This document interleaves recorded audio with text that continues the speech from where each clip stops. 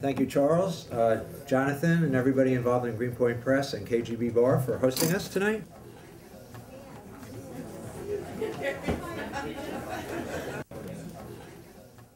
Mark Goldblatt has written hundreds of political columns for a combination of the New York Times, New York Post, USA Today, Daily News, Newsday, National Review, The American Spectator, and The Advocate, and I'm still friends with him. As well as book reviews for Commentary, Reason, The Claremont Review, Duck's Webzine, and The Common Review. His first novel, Africa Speaks, was published by Greenpoint Press in 2002, and his new novel, Sloth, was published this summer by Greenpoint Press. He is an associate professor of fashion at Fashion Institute of Technology of the State University of New York. Let's welcome Mark. Hi. If I've timed this right, what's going to happen now is there'll be like 1 minute of me talking, then 4 minutes of me reading, and then 3 minutes of me talking, and then another 3 minutes of me reading, and then I'll go straight to the obsessive compulsive disorder clinic. So I'm hoping I've timed this right. My novel Sloth takes place as a series of journal entries, and I'm going to read the very beginning, and then I'll stop and talk. June 8th, 2000. Have you ever tried to convince someone that you weren't crazy? By all means, do. Tomorrow morning, choose a stranger, not an acquaintance, certainly not a friend who knows you for the maniac you are regardless. Now go ahead, explain yourself. Despite appearances, sir, I'm not out of my mind. Quite the reverse. It is sanity itself which moves me to this exercise, sanity itself which moves me to accost you, to clasp you on the shoulder as we stand here, to speak to you with a familiar voice unearned by familiarities. With every word, with every gesture, the stranger withdraws. His eyes roll back, full of disdain. Still you persist, gathering his hands into your hands.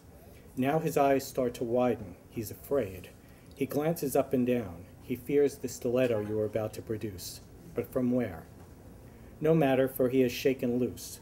He backs away slowly. As he turns the corner, you hear the sound of his feet. He's running. Now these are the most opportune of circumstances. Daylight, eye contact, the wry monotone of a sane man's voice to offset the act. What I propose is far more difficult, for I have fallen in love with an exercise girl named Holly Servant who appears every morning on the television. What I propose is to woo her from afar at first, to woo her with the words love has written upon my heart, to woo her on crisp, clean, acid-free paper, for email is too ephemeral, too case-insensitive to convey the substance of what I feel. Abelard to Heloise at mortalcoil.org? I think not. No, paper it is. I will woo her on the page, perchance to bed her by my words. June 10th. Think me not insincere, gentlemen, I do love Holly Servant.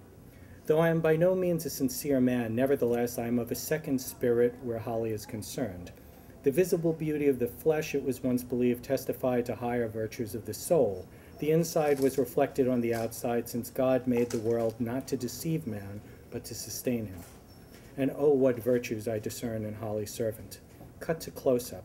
There are angels aglow in her eyes, cool blue seraphim who whisk from side to side as she calls out the cadences. Come on, she urges. Just 10 more, 9 more, 8 more, now 7. From the bare floor of my studio apartment, I find within me the final 10. The muscles of my stomach feel like hot wires, and sweat trickles into my eyes, but still I find her 10 more. As much by her eyes I'm driven by the sing-song of her voice, the lilt, even as she launches into 12 minutes of aerobics. Now, though, I only watch, for the sake of the downstairs neighbors, yet also for my own sake, for I watch the dizzying metronomic dance of her areolae, shining like tulips through her leotard. By the end of the segment, she has sweated her various definitions into the cotton. Then, at last, the cool-down. She rolls her head from side to side, strands of her pixied blonde hair clinging to her moist back and shoulders. She stresses the cool-down especially. Make sure to give yourself at least 15 minutes for your heart rate to come down, and never, never exercise to the point of pain or exhaustion. Common sense, to be sure, but she takes the time to caution us to belabor the safety factor, because she cares. The emphasis on the word never is desperate, as if she'd never be able to forgive herself if even one viewer overdid it. Then at last she signs off, and always with a piece of wisdom or metaphor. Life is like a card game, and the sunrise workout is like your ace in the hole.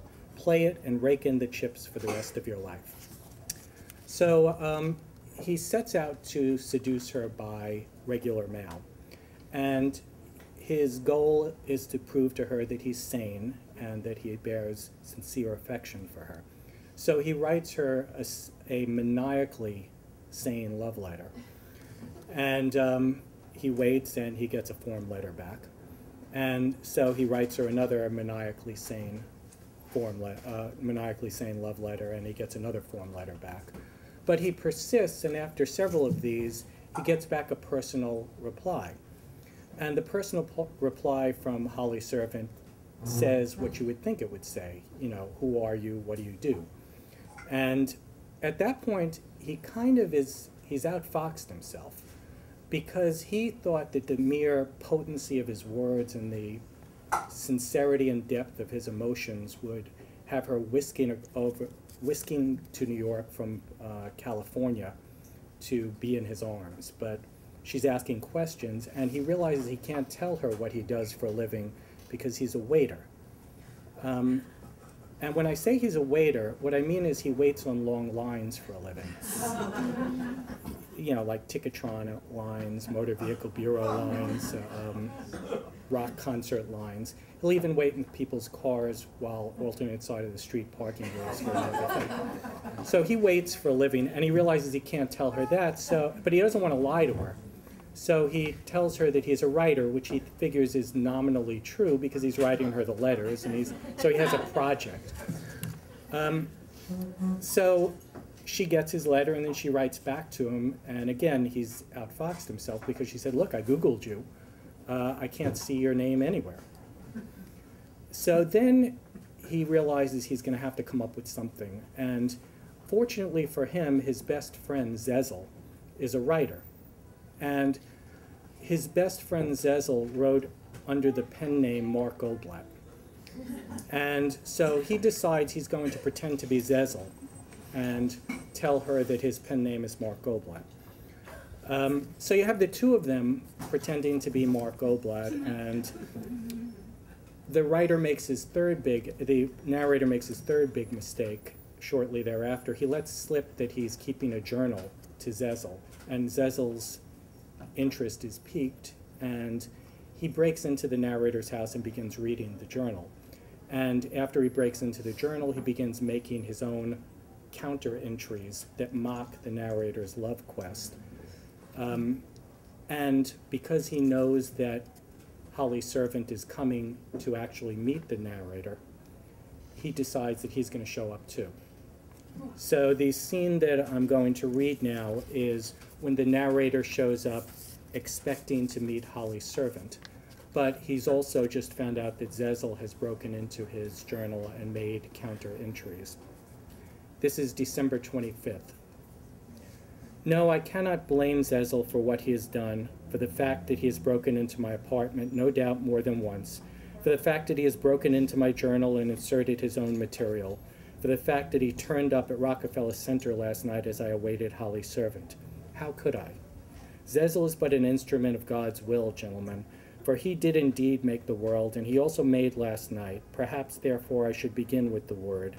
In the beginning was the Word, and the Word was with God, and the Word was God. Now cut to last night.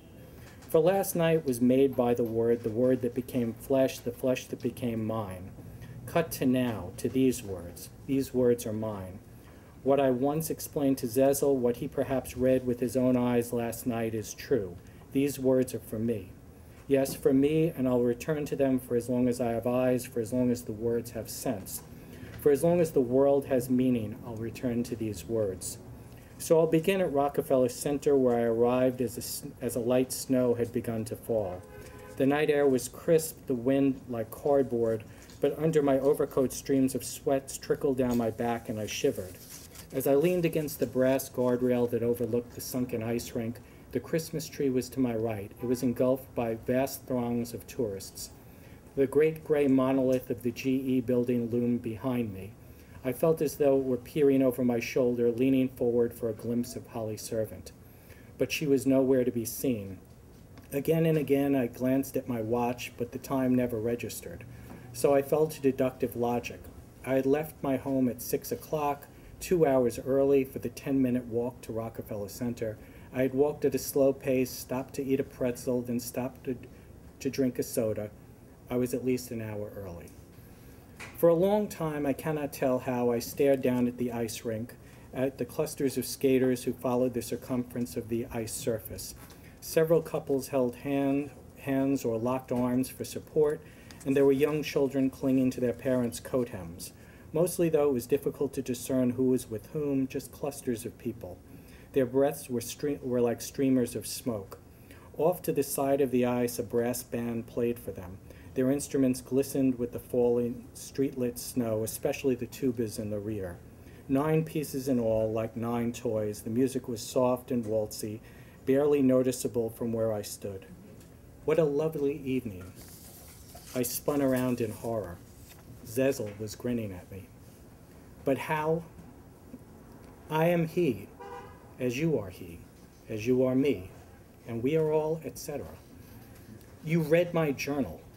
Your journal? You broke into my apartment.